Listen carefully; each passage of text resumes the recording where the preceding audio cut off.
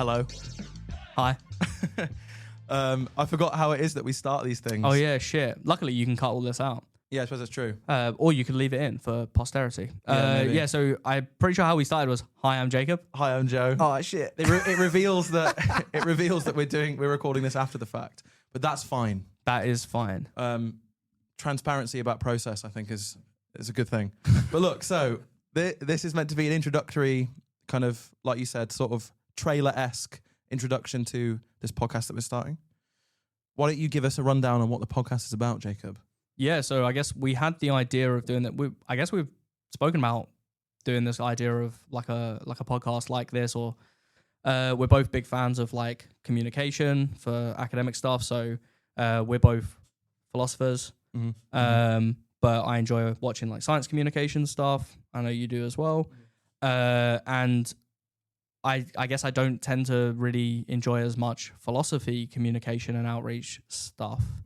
Because it either always seems to be about kind of ethics or religion. Like it tries to distinguish itself enough from science communication enough. So it seems to often miss the kind of analytic side of philosophy, which is like, luckily enough, the things that we actually study. Yeah, you're quite right that certainly my exposure to like philosophy outreachy stuff when I was a bit younger was all like religion based. Yeah. I'm sure everyone's, well, maybe not, like seen all the kind of new atheisty, creationism stuff that like kind of made philosophy a little bit popular online. Yeah, and like discussions about like kind of like pop philosophy kind of stuff, like free will, which often doesn't get discussed in a kind of in the way that you would actually see it get discussed often in academic philosophy. Yeah. So like, you're not necessarily engaging with specific well-defined ideas. Often it's just discussions about, like, once again, it just always seems to link into religion though, right? And they are included in the discussion. I should be clear, they are included, right? Like discussions about like fatalism and whether God can be God's foreknowledge. Exactly. That kind of rules out the possibility of having free will. Yeah, exactly. That is the sort of thing that you do discuss in like a first year philosophy classroom. But yeah, anyway, they don't tend to like reference like actual papers often. Anyway, point being that there's a lot of philosophy that gets kind of under like explored, I think, in outreach. And so our interest in science communication, our kind of guilty pleasure, I'm going to call it, it's definitely a guilty pleasure for me, I feel guilty right of like conspiracy theory stuff. And so, just to be clear, we don't believe in the conspiracy theories. No. Yeah. The guilty pleasure isn't believing in the conspiracy theories. The guilty pleasure is spending far too much time watching like debunks of conspiracy theory and stuff like that. But also, this isn't a guilty pleasure. Being interested in like how conspiratorial mindsets and beliefs come about. Yeah, the social problem of conspiracy. And the political problem of conspiracy, because it is a political problem. Yeah. And the huge prevalence of it nowadays as well. So all of that kind of stuff came together with us talking about doing this kind of outreach thing, where we get to talk about cool ideas. Like we're big yappers. We're constantly just chatting shit to each other all the time. So why not stick a microphone in front of us? And if people learn something about it, and then if people can inform us and we can learn stuff from it as well. That'd be awesome. Yes, when we eventually have guests. But not even guests, right? If people wanted to ever contact us, right? Like we're gonna have, we're gonna have to have social media. We do have social media. And so people can reach out to us and be like, "You're an idiot because you said this," and cool. Like, I mean, like in good faith, if we're wrong about stuff, then I'm more than happy to learn. But then at the same time, if we're not wrong about something and people call us an idiot, then we can call them an idiot back and then inform them. And it's the beauty of discourse. It's the beauty of discourse, man. That's why, I guess. Is that a good summary of why we're doing this? Yeah, I guess. And it started specifically about wanting to do. Maybe we should talk about the specific events that the first few episodes are going to be about, right? Yeah. Okay. So the catalyst for us actually being in the room doing it right now is I've almost forgotten because it was so long ago now, Joe. It was ages ago. That I was randomly kind of sitting there and I got a message from you with this link to a YouTube stream or it was like a VOD of a stream that was like on YouTube or whatever, and it was like Flat Earth Debate 24/7. And you had timestamped it, and you made it really clear. You're like, only listen to the timestamp bit. Don't listen to the whole thing. And wouldn't I know it? Joe's friendly voice pops up on this 24/7 Flat Earth Debate stream VOD, and then I listened to it, and it, I don't want to say pissed me off. I mean, it did a bit. There's plenty of reasons to be pissed off. Yeah, it was an infuriating listen for sure. It was like a hate watch. It was, yeah, kind of. Yeah, I mean, same sort of vibe. I mean, but similarly with the guilty pleasure stuff, with the debunking stuff, I was interested in the things you were saying. It is interesting, yeah. So it's not pure hate watching. No, of course, yeah. Well, so essentially, what happened was I went into this stream because these people were talking. These people are flat earthers that run the thing. They were talking about physics and some of my educational background. In fact, most of it. I mean, if you go by university credit, most of it is in physics. And they were talking about physics, so I thought I'd jump in and talk to them about physics. But it really quickly became a conversation about the philosophy of science, because they were saying things about Einstein not being a real scientist, or his work not being real science. And then we got into a whole thing about what science even is, and which is the kind of thing that philosophers of science have historically and do still spend their time thinking about. And it was just interesting to look at the philosophical dimension of flat Earth conspiracy, because obviously there's a kind of scientific, quote unquote, scientific dimension, or maybe like pseudo-scientific dimension, where they make all these sorts of claims about physics and about the shape of the Earth, famously, that are completely wrong. But they also actually have really like kind of silly and naive beliefs about the nature of philosophy, or not the nature of philosophy, sorry, the nature of science. The nature of science, and like they have philosophical views that are terribly underdeveloped and really naive, that they hold really, really strongly. Yeah, which they then use to defend their crappy scientific beliefs. Yeah, exactly. Yeah. And what kind of jumped out from this debate, listening to it, that Joe was having with these guys, is like Joe wasn't approaching the debate by just debunking their claims, their like scientific, quote unquote, factual claims, which is what many very good science communicators do. They'll listen to the flat earther make some scientific claim, like there not being a 24-hour sun in Antarctica. Obviously that's like a famous one, and then they'll just like kind of debunk that. They'll just go, yeah, there is. Very easy to debunk, even more so now, right after the final experiment. But that wasn't the discussion you were having with them. You were having, it very quickly just turned into what is science. They thought that science was very, very specifically super narrow kind of conception of science. Exactly, and you were like, no, it's not that. And I thought that was really interesting, and it's something that's not kind of discussed by science communicators. Yeah. I think one of the reasons it was really interesting is that the naive, calling someone naive is a bit of an insult sometimes, but like philosophers use the word naive often to just mean kind of like underdeveloped. You haven't like really thought about it really strongly, but you kind of have an opinion about it, which is okay to do sometimes. But people, I think in general, not just flat earthers, have a naive, what I would say is a naive conception of what science is. Naive beliefs about answers to philosophical questions about science. Partly because, as we go into in the future episodes, some of this stuff kind of infects science education, in the early years of science education. So I think it's kind of interesting to address on that basis. Yeah, like the idea, like I mean, we do talk about it more at length in the episodes that hopefully you'll want to go on to listen to. But just very briefly, the idea is just that at school, you can, when you're getting introduced to kind of scientific ideas and practices, you can't be taught as a child. Well, I mean, I guess you could, but it probably wouldn't be very practical, right? It would take a long time. So there's kind of like shortcuts or simplifications that get applied to the way that we learn about science at school. And then a lot of people leave school and then they don't actually kind of continue learning about science, which is perfectly okay. But that does leave them with this idea that this is what science is. And kind of the actual practices of scientists as a profession are a bit mysterious, I guess. Yeah. And then even then, so it's, the question isn't just ultimately decided by practice alone, and that's where the kind of philosophy of science discussion comes into it. So yeah, that's what we're gonna kind of be talking about for the first 4 odd episodes. Yeah, something like that. We somehow managed to drag out Oh man, like a 35-minute debate into 6 hours of or something. us talking around the debate. Yeah. Yeah, but hopefully it'll be interesting, and Yeah. it was fun. It was fun to vent about it, and Yeah, it was fun. It and was fun. get off the chest. Should we should introduce ourselves a bit more. Yeah. We're both PhD students. You're coming to the end of it now, right? Yeah. I'm in my write-up year now. Yeah. Do you want to go first? Yeah, sure. So, I mean, my stuff is all in the philosophy of physics, which I remember reading that. You sent me that article by James Reed about people's reactions to the idea that there is a field called the philosophy of physics, where he was like, people either ask you, they either go, wow, that's cool. What the fuck is that? Or why are you doing that? That sounds absolutely useless. But the wow, that's cool answer is the best one.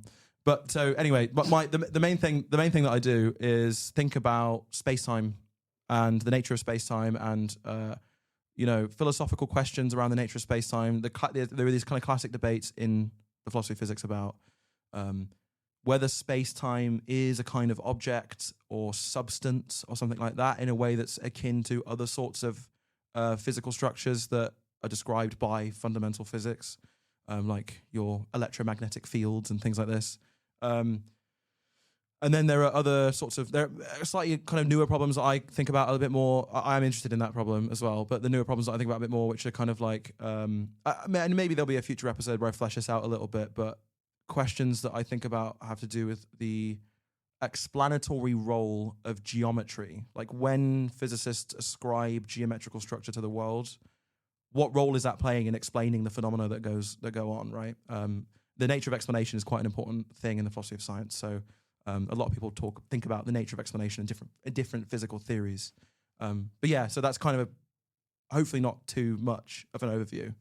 No, that sounds good. Cool. Yeah. Go. Interesting. Yeah, so I'm as I said in my write-up year, so I'm just finishing up my PhD in philosophy of maths, specifically focusing on an account of mathematics called mathematical fictionalism. So like really, really, really, really briefly, we tend to, this would be another way in which I guess I would say naively, think of mathematical kind of assertions as just being straightforwardly true or false. Objectively so. Objectively so, for sure. But I mean, even the fictionist often thinks it's subjective, right? But just not necessarily. Anyway. Yeah, sure, yeah. Objectively true or false, right? And then philosophy of maths has been concerned for like a long time, I guess, with the nature of the kind of way in which we explain that those sentences are true or false. So if you think about what are they true or false about? Exactly. Yeah. So why is it that we can say that it's true that there's a table in the room right now is because there is a table in the room. But if you were to say, why is it true that 2 + 2 = 4? It seems like you're kind of committed to these singular terms that reference these objects. You use in singular terms, and it seems like you're committed singular terms there being 2 and 4. The term 2 and 4. Yeah. Sorry, you're doing a good job of making me make this even as simple as possible. Yeah. I'm not very, very good at this. Which commits us to these objects 2 and 4, and then the nature of those objects becomes a bit more mysterious when you start thinking about them more deeply. So some people posit them as existing as what are called abstract objects, so they don't exist in space and time, but they exist in some other way. And the mathematical fictionalist that is a notion that has always and still does sort of puzzle me quite a lot. Yeah, sure. Yeah, and also isn't restricted to mathematical objects, I should say as well, right? So the position these days think a lot of different things are quote unquote abstract objects. Yeah, and a lot more, I guess, contemporary writing about it has tried to develop the idea of abstractor further to try and explain away famous problems for abstract objects, such as like how do we come to know about them and how do we kind of determinately refer to them and stuff like that. Anyway, so not restricted to mathematical objects. So things like propositions, which might seem like the things that sentences express. So if you say, I'm about to embarrass myself with my lack of language knowledge, but if you were to say like good morning in English, is that a sentence? Yeah. It's not true or false, I suppose. No. It is Anyway, the raining point is, outside. right, yeah, Yeah, it is yeah, raining so- outside. Yeah, but now the problem is I don't know how to say it's raining outside in another language. The point is you can say that in Pretend you another did. language, right? Yeah. Pretend I just did. In French or something. Yeah. And the idea is that even though those sentences are not identical because they're in different languages, they express the same proposition. Anyway, so the proposition can't be identical to the linguistic sentence, Yeah, like the sure, utterance. the that's- construction. Yeah, you got it. And so people have posited that they're abstract as well. And the kind of people, the theorists who believe in abstract are often called Platonists because it goes all the way back to Plato's forms. So there we go. We did manage to squeeze in some ancient philosophy. That'll probably be the beginning and ending of that being mentioned on this podcast because neither of us know that much about ancient philosophy, which is once again something that's very popular, I think, in like philosophy outreach stuff. Going back to that. Well, the stoicism, stoicism thing stuff, is becoming really popular. For Yeah, whatever exactly. reason, Yeah. So you won't get that here, I don't think. Maybe we'll get a Stoic to come talk about stoicism. Why not? Maybe. Well, here's the reason why not, because there are 100 other podcasts doing that, right? Well, Potentially yeah. thousands, Well, right? I mean, a lot of them are these kind of. And maybe I'll cut this thing I'm about to say out, but a lot of them are these like manosphere type podcasts Yeah, that I are was- getting quote unquote stoicists to come and talk about stoicism. Yeah. Because obviously we know that stoicism is all about being as hyper masculine as possible. Exactly. and Super masculine, not don't giving a show any shit emotion. about anything Yeah, ever. just be don't hard all ever the time. fucking care. Yeah. Well, exactly. So Yeah. The Stoics said that. Stoics. The Stoics. Anyway, so going back to what I was saying, so fictionalism, mathematical fictionalists don't think that mathematical statements are objectively true. They think all mathematical statements are objectively false, but there's some kind of story of mathematics that we can make sense of the statement. So the reason why fiction kind of gets invoked is because fiction seems to be like an area of discourse where we can talk about straightforwardly false things in ways in which they're fictionally true, right? So Sherlock Holmes never lived on Baker Street because there wasn't a Sherlock Holmes. So if you ever said Sherlock Holmes lives on Baker Street, that's straightforwardly false. So 2 + 2 is straightforwardly false, like at face value false. But there's some fiction that we can appeal to. In the case, the Sherlock Holmes fiction, where we can go, it's fictionally true that Sherlock Holmes lived on Baker Street. And in the case of mathematics, there's some kind of story of mathematics that makes it fictionally true. That 2 + 2 = 4. So yeah, that's what my PhD is about. And now I'm interested in that. When I first started, I was not a fictionalist. I was like really like, to be honest, I was kind of a Platonist when I first started. I imagine that most people come into it resisting fictionalism. Because I mean, when you say to someone, again, just naively, if you say to someone, "Oh, it turns out that every mathematical proposition that you think is true is actually false." Yeah. So anecdotally, I don't know if this person will ever listen to the podcast. I was at the MA conference last year, and someone asked me what I was doing my PhD on. One of the MA students, and I said mathematical fictionalism. They were like, "Oh, you're not a fictionalist, are you?" That's such a bad position. And then I kind of explained it a bit clearer, and they were like, "Oh, yeah, actually, that's not too bad. That's pretty good position." What did they think it was? Well, kind of what you were just saying. It's like that naive thought of just thinking that mathematical statements are false just sounds crazy, right? Like, to be fair, it does sound crazy unless you say a lot more about what that really and means. also it's not obvious at all. And I mean, I do kind of still think this a little bit. It's not obvious at all what the hell maths and fiction have in relation to each other. Like, well, I mean, that's what your whole thesis is about, right? That's the whole thing. Yeah, that is. And so, have you got to the end of it and you're still not sure? No, I've got to the end of it, and basically, I just think that questions of ontology are a bit dumb. Yeah, and, right. Okay. And I think that's the case for maybe both maths and fiction. So they do kind of have that in relation with each other. So there's like a kind of realist way of talking about maths. Yeah, and then there's like a nominalist way of talking about maths. Yeah, sure. And similarly for fiction. And I think that anyway, I'm not gonna. I'll cut around bits like no. It's fine. You can leave it in, but it's just Yeah, I'll cut around me saying I'm going to cut around it for okay, sure. And that. But determinately, I've reached the end, and I wouldn't say I'm a Platonist anymore, but I also wouldn't say I'm a fictionalist either. So yeah. Anyway, So they know about the podcast. Yeah, they know to finish about up. us. Yeah, so all I was going to say is just to finish up the kind of introductions. Hopefully that's also given a bit of a clearer idea of the kind of philosophy that I was talking about when I was saying the kind of like more technical philosophy. Like you're thinking about kind of philosophical implications and consequences that follow on from thinking about technical things in physics. And I'm doing the kind of same thing for maths, which are often seen as technical things. So yeah, like that's pretty cool. They're certainly they're very cool. they're really cool. yeah, and also like really important as well, because I just think that it's taken as a given that science and mathematics are doing these things that are valuable in of themselves almost. Mhm. And then once again, like, And that is There- true. there's- That is true. well, it is true, but there's a There's more naive to be learned. exactly, and also that position can be arrived at in a naive way, where you just kind of accept it and not actually kind of You don't interrogate, interrogate it the or conceptual foundations of these disciplines. you got it. That was a Yeah. good way of putting it. Yeah. Yes, yeah. In fact, on my like researcher profile or whatever on the university website, I found it, the quote, and I think this is true, and I wanted to say it properly. In my view, philosophy is at its best when it exists in dialogue with other disciplines on the boundary between the empirical and the speculative. That's my opinion about when Yeah. philosophy is at its best. Yeah. I mean, mathematics is like not quite an empirical science, but it's still at that. It's still philosophy of mathematics still exists on that boundary where philosophers are having interesting things to add about some other discipline that exists, right? Yeah, Because exactly. these departmental distinctions between philosophy and other disciplines really have only started to exist in like the last 100 years, and Yeah. they're completely artificial. Yeah. Well, this Um, is it. And how often is it that you like talk to someone who's doing postgraduate work in a different discipline, and they tell you what their like thesis is going to be about or whatever, and you're like, I could see that being a philosophy thesis. paper. Yeah, exactly. Yeah. Especially in the younger sciences like psychology and neuroscience Yeah. and social sciences and political sciences and stuff Exactly. Like that. So, yeah, I think that's really interesting, and I kind of agree. And also, what you were saying about mathematics not necessarily being like an empirical science, philosophy of maths is really concerned with The application to the empirical application of mathematics to empirical science. no, Yeah, quite because right. one Yeah, of the so it is, obvious yeah. things that you can say in response to, I say it's obvious, but like I did one- want to say it. one of the responses that you can say to like a fictionist who says that all mathematics is false, Mhm. like straightforwardly false, but it is true in some fiction, is why is it so applicable to our scientific practices and in Doing help physics mainly, but Yeah, also other yeah. sciences, yeah. I think all sciences, like, Yeah, surely. certainly with the application of statistical methods is important to all, like, It- all, Exactly. the Yeah. board, In all terms of science. like prediction, it's going to be yeah, but even more so to physics. Like Yeah. absolutely, you couldn't do physics without it. yeah, no, of course not. Well, you couldn't do physics the way that it's done now. Yeah. You want to just you- make sure that Hartree Field doesn't pop you up and could- go, shut the fuck up, Jacob."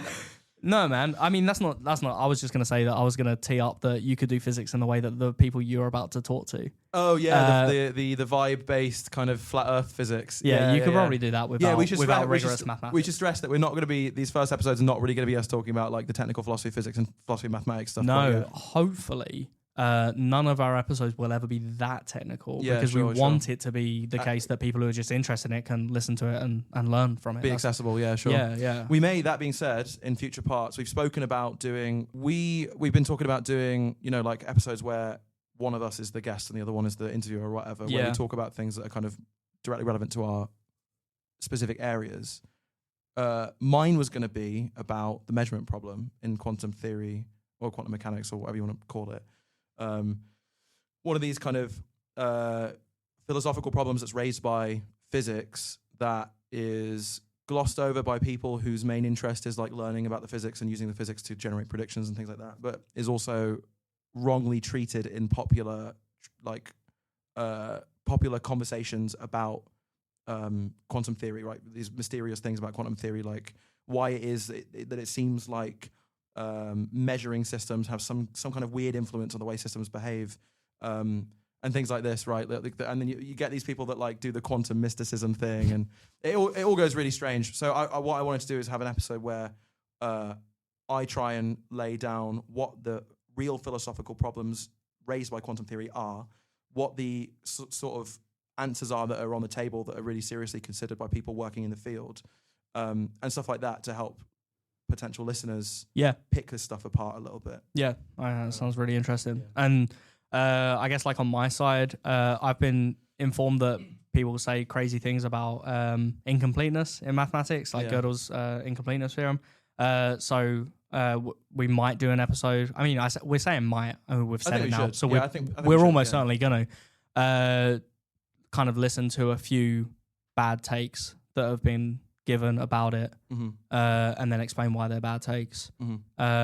Explain incompleteness properly a little bit. Once again, not too technical because we can't go through the proofs. I mean, like, it it would be pointless, and also it would be pointless, and also like impossible to follow without being able to see the visuals as well. Like even for a mathematician, probably, yeah, almost certainly. Yeah. But just talking once again about what the kind of philosophical implications The real of- philosophical Yeah, implications as yeah, well, yeah, not, like, yeah. not the bullshit ones. Exactly that. So we can listen to the bullshit one, say why that doesn't actually follow, Mhm. and why that's usually just like ridiculously like overextending what the theorem's even about. But yeah, then talk about what the real implications are, and I think that'd be pretty interesting. I think so too. And then the hope is to potentially get other people on that we know who are doing research in other areas. We'll talk to them about their research.